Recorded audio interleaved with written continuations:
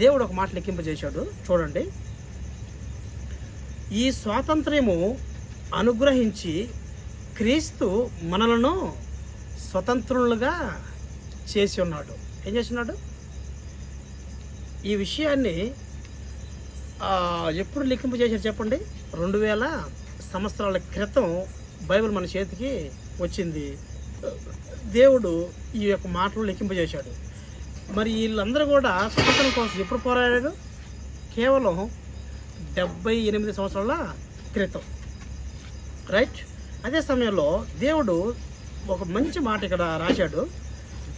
ఈ స్వతంత్రము అనుగ్రహించి క్రీస్తు మనలను స్వతంత్రులుగా చేసి ఉన్నాడు కాబట్టి మీరు స్థిరముగా నిలిచి మరలా దాస్యమును అంటే మరలా వారి కిందకి వెళ్ళొద్దు.